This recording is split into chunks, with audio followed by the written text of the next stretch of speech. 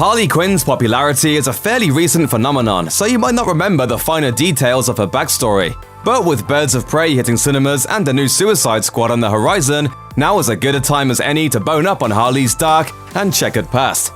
Harley Quinn is a member of a short list of comic book characters who weren't adapted from page to screen, but actually went about it the other way around. The character first appeared in Joker's Favor, a 1992 episode of Batman the Animated Series. Throughout the show, she made regular appearances as a henchwoman obsessed with the Joker, and the Clown Prince of Crime clearly doesn't reciprocate her feelings. The babies! We can't leave the babies! I'll buy you a goldfish! Let's go! Animated series writer Paul Dini conceived of Harley Quinn while watching his old college friend Arlene Sorkin on Days of Our Lives. Sorkin dressed as a Joker in a dream sequence for the soap, and the scene inspired Dini to not only create Joker's twisted girlfriend but to hire Sorkin to voice her. Sorkin went on to play Quinn on numerous projects over the following decades, most recently for the online role-playing game DC Universe Online. Speaking about her character to Starlog magazine, Sorkin said, "She wants to be a good girl, but it's so much more to her to be a bad one." It would have taken 7 years from her TV debut for Harley Quinn to officially become part of the DC Comics universe. Quinn had previously appeared in comics, most memorably in the 1994 64-page special, The Batman Adventures Mad Love, which established her origin as Joker's former doctor at Arkham Asylum. But those comics were connected to the world of the animated series, and they weren't part of the larger DC Comics narrative. Harley's first canonical appearance in DC Comics came in 1999's Batman Harley Quinn issue 1, which made it part of the No Man's Land event, in which Gotham City is abandoned by the US government after being destroyed by a massive earthquake. Like her counterpart in Mad Love, this Harley was also Joker's doctor, and again she fell for him in a big way. Harley helps Joker escape Arkham Asylum, gets caught, and is immediately committed herself. When the events of No Man's Land enable all the asylum's inmates to escape, Quinn finds her jester getup in an abandoned costume store and seeks out her lost love. Of course, Harley is as loyal as always, taking on Penguin and his goons for Joker, and later going one-on-one with Batman so Joker can make his escape. Obviously, Joker's reward is to trick her into going inside a rocket, which he then crashes remotely. Harley survives, and it's Poison Ivy who finds her and nurses her back to health, kicking off a storied relationship for the comics version of Harley.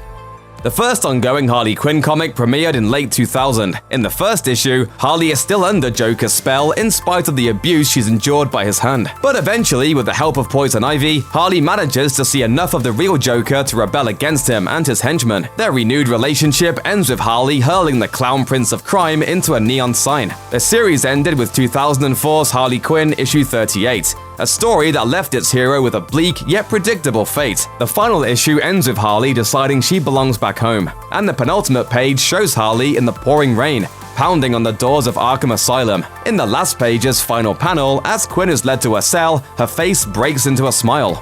In 2009, Harley Quinn made some friends. That year saw the debut of Gotham City Sirens issue 1, in which Harley joins forces with fellow female anti-heroes Catwoman and Poison Ivy. It all starts after Ivy saves Catwoman from a supervillain wannabe named Bonebreaker, after which she invites Selina Kyle to her new home, the apartment of the Riddler, who Ivy has rendered catatonic with her mind control powers, and then Harley shows up shortly afterward, announcing she's moving in. It's clear that, even after years of abuse and multiple attempts to kill each other, Harley is still obsessed with the Joker. Shortly after arriving at Ivy's new pad, Harley insists she's over Mr. J, then seconds later, excitedly asks if he's called. By the end of the issue, the three women have agreed to join forces and leave Riddler's apartment for an abandoned animal shelter. Gotham City Sirens would only last 26 issues, but if nothing else, it marked an important step in the evolution of Harley Quinn. After all, this series saw Harley's first comic team up with other women in lead roles, a pattern that would be repeated throughout the character's history. In August 2009, both DC fans and gamers alike were treated to one of the franchise's best ever video games, Batman Arkham Asylum. In this hit game, the player takes on the role of Batman, who, after delivering Joker to the titular asylum, is forced to stop a breakout conceived by the Clown Prince of Crime himself. Naturally, Harley is all too happy to get involved. Bye-bye for now! Harley appears a fair bit throughout the game, though she's one of the only Bat villains that the player never confronts physically. After sending squads of thugs after the hero, Harley is easily overpowered by Batman in a cutscene. What's perhaps most significant about Harley's spot in the game, however, is that it's her first major appearance in media without her classic jester suit. Instead, she wears a nurse outfit, sporting the twin ponytails that would later become a Harley Quinn staple. Believe it or not, Harley Quinn didn't appear at all in the first 3 volumes of Suicide Squad, but in the years since, she's since become such an inseparable part of Task Force X that it's difficult to imagine there was a time when the team of villains could function without her. Harley's 2011 debut in Suicide Squad came as part of DC's line-wide reboot, The New 52, during which Harley's jester look was abandoned for colorful ponytails and a much skimpier outfit. Adam Glass wrote most of the first 19 issues of the new volume, teaming Harley up with Task Force X mainstays like Deadshot and Captain Boomerang, as well as newer additions like King Shark and Diablo. There have been 2 subsequent volumes of Suicide Squad since the New 52 series ended with its 30th issue, as well as a short-lived New Suicide Squad, with Harley center stage at every turn. Girl loves the spotlight. 3 years after the debut of the New 52, Harley once again starred in her own solo series. This time, Harley's story was co-written by a team that has since become a fan favorite, Amanda Conner and Jimmy Palmiotti. These 2 writers arguably became so popular because they knew just why people love Harley, because she's fun. The series opens with Harley being willed an entire apartment building on Coney Island from an old patient.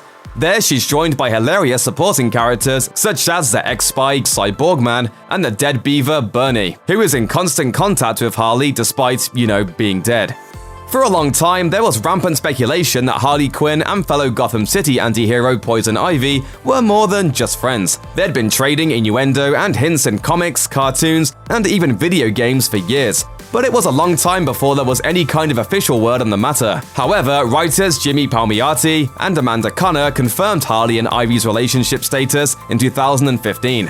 And in 2017's Harley Quinn issue 25, fans finally got to see these 2 characters share a kiss. Sadly, Ivy's unexpected death in a 2018 miniseries, Heroes in Crisis, is part of what drives Harley over the edge, and again puts her on a collision course with a group of heroes, including Batman and Booster Gold. Thankfully, this isn't the end of Ivy. By the end of the series, it's discovered that Ivy prepared for her death by creating a plant-based clone of herself. Since then, Harvey and the new Ivy have teamed up for the 2019 Harley Quinn and Poison Ivy miniseries. In 2016, Harley Quinn finally made her way to the big screen, sporting a baseball bat and shorts combo in David Ayer's Suicide Squad. Rising star Margot Robbie was cast in the role of the mentally unhinged Quinn, after impressing critics and audiences with her performance in Martin Scorsese's The Wolf of Wall Street. Amidst an ensemble cast including superstar Will Smith, Viola Davis, and Jared Leto, Robbie's version of Harley was a genuine standout. I'm known to be quite vexing, I'm just forewarning you. Ladies, shut up! Of course, it's no secret that Suicide Squad wasn't exactly a favorite of the critics, but even the critics who couldn't stand the movie as a whole pointed to Robbie's performance as a merciful exception. The Chicago Tribune's Michael Phillips, for example, wrote, "Robbie is radioactively watchable, swinging her baseball bat this way and that, selling this skeezy male fantasy nutjob with wide-eyed enthusiasm."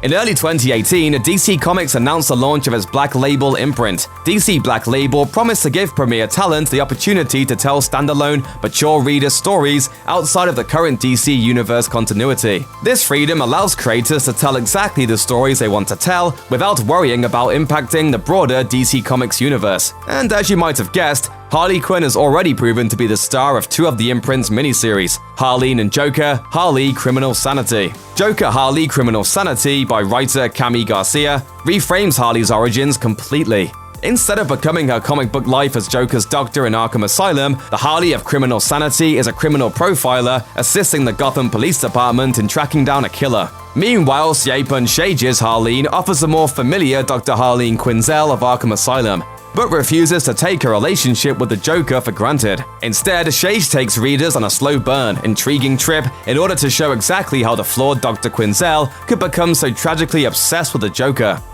In February 2020, fans will finally get the chance to see Margot Robbie reprise the role of Harley in Birds of Prey and the fantabulous emancipation of one Harley Quinn. The film takes place after a bad breakup between Harley and the Joker, and like the DC Universe animated series Harley Quinn, the anti-heroine is now on a quest to make her own way in the world. Along the way, she's joined by a number of mainstays from DC's mythos, such as Journey Smollett-Bell's Black Canary, Mary Elizabeth Winstead's Huntress, Rosie Perez's former Gotham cop Renee Montoya, and Ella J. Basco's Cassandra Cain. Joker doesn't appear in the film in person though. Instead, Harley and her new allies face Ewan McGregor's maniacal crime lord Black Mask.